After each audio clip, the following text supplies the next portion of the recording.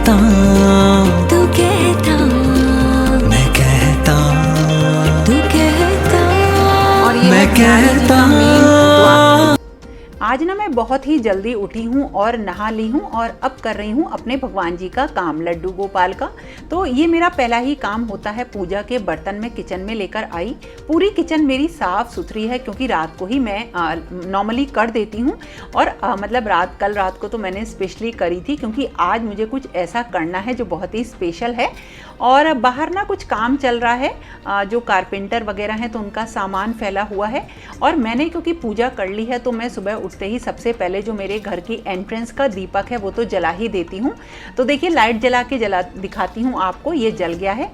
और अब मैं आ गई किचन में।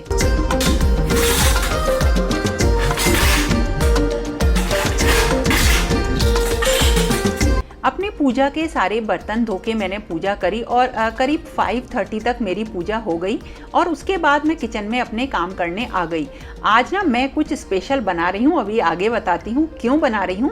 तो मैंने क्या किया है, 1 kg से थोड़ी सी ज़्यादा मूंग की दाल सोख करके रखी है क्योंकि मैं बनाऊँगी मूंग की दाल का एक बहुत ही टेस्टी हलवा।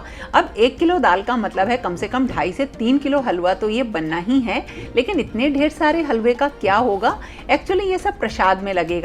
और इसके साथ साथ थोड़ी सी जो उड़द की दाल होती है, धुली उड़द की दाल, वो भी मैंने सोख करके रख दी है।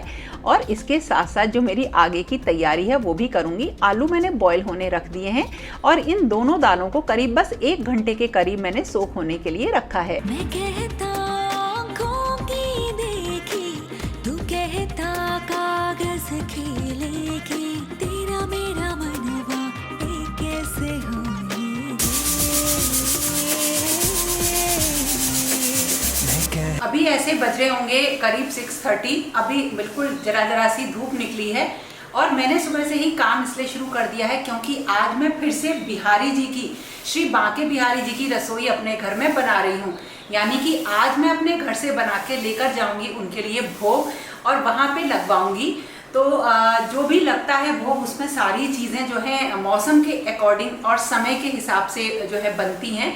तो मैं आज बहुत सारी चीज़ें बना रही हूँ, एक एक करके देखते हैं।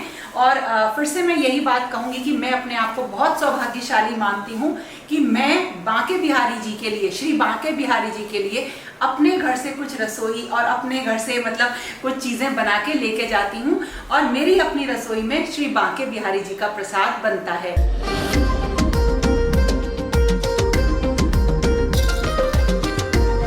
जब भगवान जी का प्रसाद बनाना होता है तो थोड़ा सा साफ सफाई का ध्यान रखना पड़ता है कि कोई भी चीज़ किचन में झूठी ना हो और हम सबसे पहले भोग ही बनाएं भगवान का।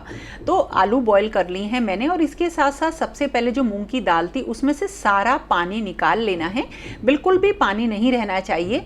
तो अगर आप भी मूंग की दाल का हलवा बनाए ना तो सारा पानी निकालने के बाद दाल को पीसना होता है और इसे ना दरदरा पीसना होता है, लेकिन दाना नहीं आना चाहिए। तो थोड़ी सी दाल तो पिस जाती है धीरे धीरे, लेकिन ज़्यादा दाल को पीसने में काफ़ी टाइम लगता है। और देखिए इस तरह से ये सारी दाल मैंने पीस ली है और अब मैं इसको घी में अच्छी तरीके से भूनूंगी। अब मूंग की दाल जो होती है ना, इसका अगर हलवा बनाए तो ये घी में ही बनता है, मतलब इसके लिए घी थोड़ा ज़्यादा चाहिए। और ये उड़द की दाल जो मैंने सोख करी थी वो मैंने ले ली है, इसकी मैं कचौड़ी बनाऊंगी। और इस दाल को भी दरदरा पीसा है, इसमें थोड़े से दाने दिखाई देते हैं, थोड़ी मोटी ये दाल पिसती है। और दोनों ही दालों को अब मैं भूनूंगी। जो मूंग की दाल है ये बहुत ज़्यादा हो रही है भूनने के लिए और इसे भूनते भूनते मेरे जो हाथ है ना उसमें ये कलछी लग लग के ना बिल्कुल लाल पड़ गए थे क्योंकि ये बहुत ज़्यादा है। और इसी तरीके से बराबर मेरा काम चलता रहा और मुझे बहुत एक्साइटमेंट था कि आज तो मैं बिहारी जी से मिलने जा रही हूँ।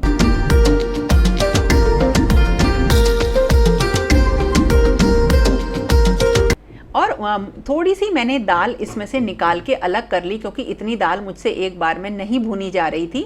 और जो उड़द की दाल है इसको थोड़ा सा सुनहरा होने तक भूनना है और इसमें ना घी लगातार डालते रहना है। और जब आप मूंग की दाल को भूनेंगे तो स्टार्टिंग में तो ये थोड़ी सी चिपकती है, लेकिन फिर बाद में जब ये भुनने लगती है तो नहीं चिपकती है। तो धीरे धीरे करके मेरी दोनों दालें जो हैं भुनने लगी हैं। और अब मैं कर रही हूँ कचौड़ी के आटे की तैयारी। बस नमक और मोयन डाला मैंने मैदा में और इसके खस्ता कचौड़ी मैं बनाऊंगी। और इसके साथ साथ जब उड़द की दाल मतलब अच्छे से भुन जाएगी तो उसमें कुछ मसाले मिलाने हैं, जैसे पिसी हुई सौंफ है, नमक है और ये धनिया पाउडर है, लाल मिर्च पाउडर है और थोड़ा सा खाने वाला सोडा होता है। इससे कचौड़ी बहुत ही टेस्टी और खस्ता बनती हैं। मैंने थोड़ी सी ये कम सुनहरी भूनी है क्योंकि मैं जितना भी भोग बना रही हूँ ये सारा ही एक दिन में मैं यूज़ करूँगी। लेकिन अगर आप ज़्यादा दिन तक इन कचौड़ियों को रखना चाहते हैं तो इसे थोड़ा सा ज़्यादा भूनना पड़ता है। जो हलवा होता है उसमें मैं डालती हूँ चाशनी, चाहे सूजी का बनाऊँ या फिर बनाऊँ मूंग की दाल का। तो अंदाजे से जो भी चीनी और पानी है उसको अच्छी तरीके से मिक्स करके चाशनी बना लीजिए, मतलब घोल लीजिए। और इस वक्त बज गए थे 8:30 से 9 बजे का टाइम हो रहा था। और ये सब चीज़ें थोड़ा सा टाइम लेती हैं बनने में और पूरी किचन मेरी फैली हुई है। और इस तरह से चाशनी डालने के बाद हलवा कुछ इस तरह से हो जाता है। सिंपल बनता है ये हलवा, बिल्कुल भी कॉम्प्लिकेटेड नहीं है। जैसे आप सूजी का हलवा बनाते हैं बिल्कुल ऐसा ही मूंग दाल का हलवा बनता है। वही प्रोपोर्शन सारी चीज़ों का रहता है। धीरे धीरे करके पानी डालिए और चाशनी बनाए ना तो बस कम पानी की बनाइए, कोई तार वार की नहीं बनानी है। और अगर ज़रूरत पड़े तो थोड़ा सा पानी और मिला लीजिए। तो इस तरह से हलवे की तैयारी तो हो गई, जो सबसे बड़ा काम था।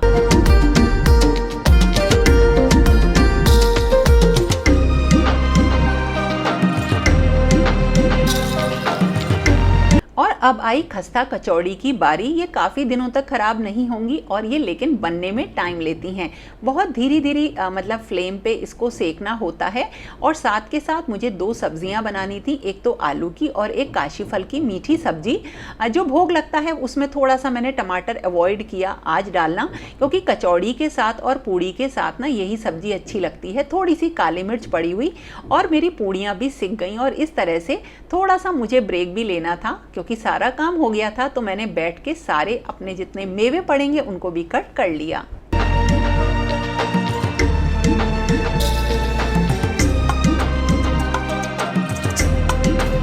ये सारा जो भोग लगेगा बांके बिहारी मंदिर में, बांके बिहारी जी को, वो सारा रेडी हो गया है, तैयार हो गया है।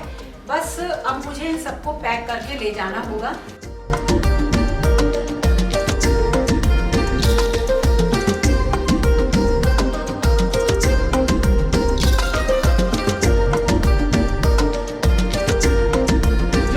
वो मैंने पैक कर लिया है, रख लिया है, क्योंकि 2 व्हीलर पर जाना है।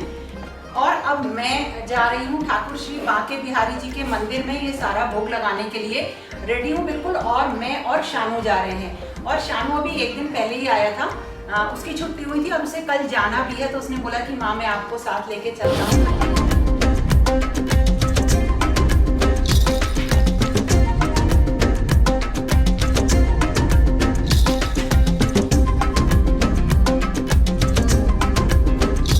और ये ना कालीदा मंदिर है यहाँ पे, उसके सामने मैं 1 सेकंड को रुकी हूँ। और बिहारी जी जो है ना आगे हैं यहाँ पे।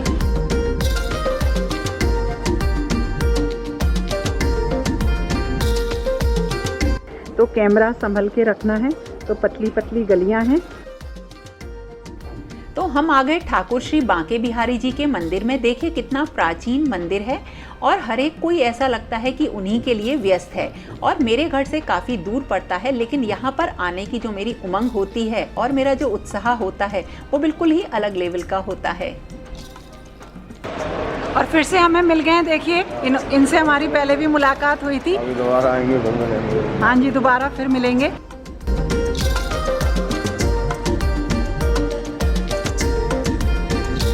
ये है ठाकुर श्री बांके बिहारी जी मंदिर की देहरी। यहाँ पे इत्र से थोड़ी सी सेवा करी जाती है, देहरी सेवा करी जाती है। तो इसका सौभाग्य भी मुझे मिला। कभी भी नहीं छोड़ूंगी कोई भी काम या सेवा की, कोई भी मुझे अगर चांस मिलता है बिहारी जी का, तो ये एक अलग ही तरह का मोमेंट होता है। तो यहाँ पर मैंने भी पूजा करी और शानू ने भी पूजा करी।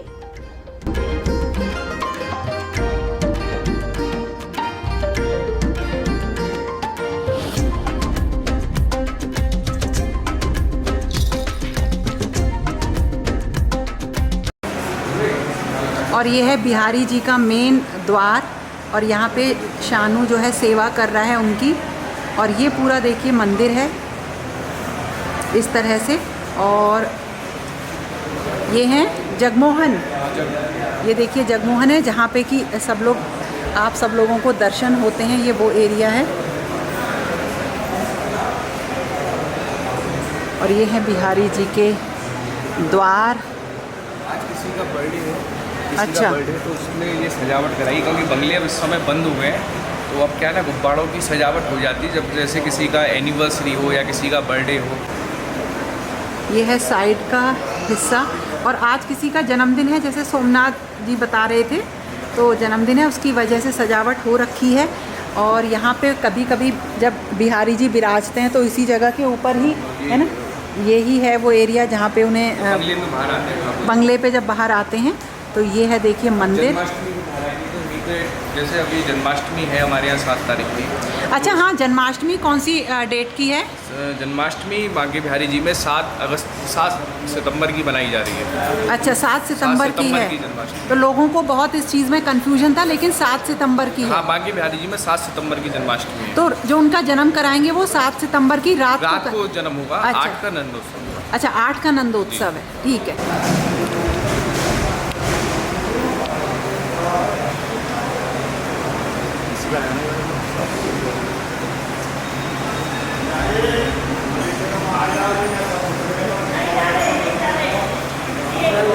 जन्माष्टमी से पहले जो बांके बिहारी जी के पास आने का जो मेरे प्रयास होते हैं वो फल गए और आज मुझे इतनी ज़्यादा खुशी है। पूरे रास्ते बस मैं वही छवि अपने मन में लेकर आ रही थी कि बिहारी जी की वो छवि आज मुझे देखने को मिलेगी, तो बहुत ही ज़्यादा मैं खुश थी।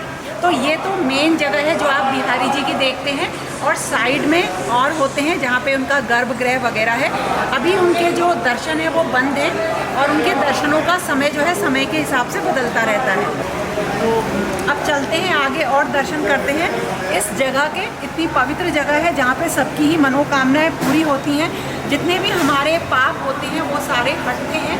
और इस जगह पे आके जो फील है वो बिल्कुल अलग होती है और इसे फील करना भी हर एक के बस की बात नहीं है। तो जब कभी भी मैं ये बोलती हूँ तो रोंगटे खड़े हो जाते हैं मेरे भी। तो जय श्री बांके बिहारी लाल की जय हो। और अभी भोग लगेगा, उनके दर्शन होंगे और मुझे उस चीज़ का पल पल इंतज़ार रहता है जब भी मैं यहाँ आती हूँ। तो जन्माष्टमी से पहले जो मेरा एक नियम है यहाँ आने का, वो सोमनाथ जी की वजह से सोमनाथ जी की कृपा से जो है पूरा हो जाता है। और एक चीज़ और है, जैसे मंदिर में क्या क्या हो रहा है ये सारी चीज़ें डेली तो हमें नहीं देखने को मिलती हैं, लेकिन सोमनाथ जी जो है ना शॉर्ट्स बनाते हैं, तो इनके जो शॉर्ट्स का लिंक है ना वो मैं आपको दे दूँगी, आप लोग जाके शॉर्ट्स देखना। तो मंदिर में डेली श्री बांके बिहारी जी के मंदिर में प्रतिदिन क्या होता है, क्या सेवा होती है, क्या क्या चीज़ें होती हैं, वो सब मैं उन्हीं के माध्यम से देखती रहती हूँ।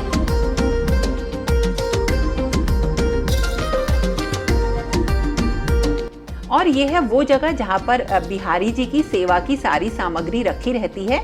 यहाँ पर कोई भी श्रद्धालु नहीं जा सकता है और ये उनके लिए चंदन तैयार हो रहा है। और इसको भी बस ये समझ लीजिए दर्शन मिल गए तो बहुत ही दुर्लभ चीज़ों के ये दर्शन होते हैं। और इसके बाद हमें मिला प्रसाद।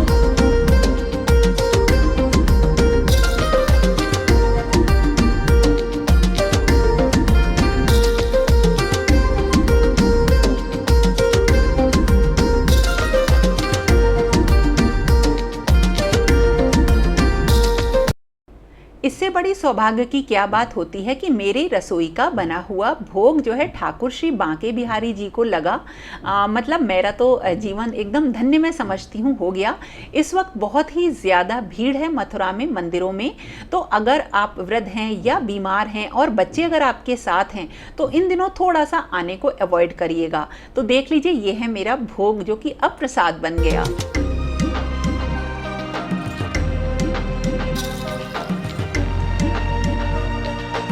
उसके बाद हमने किए दर्शन और उसके बाद सीधे ही घर लौट के आना था।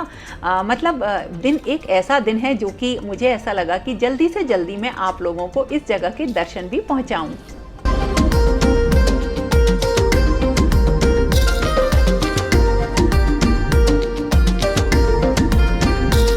तो मैं आ गई वापस।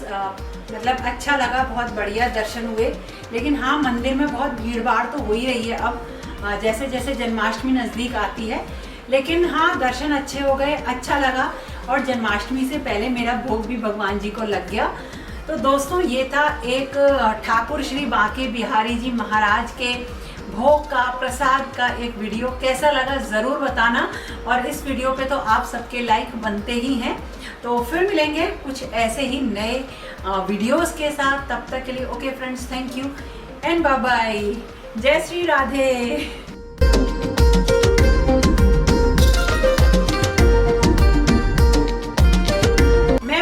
भोग ले गई थी, तो वहाँ पे जो भोग लगा देते हैं उसके बाद थोड़ी सी हर चीज़ जो है बचा के भोग में से दे देते हैं। अब उसे मैं अपने घर के आइटम्स जो कि मैं यहाँ पे छोड़ के गई थी उसमें मिला दूंगी, तो सब जो है प्रसाद बन जाएगा।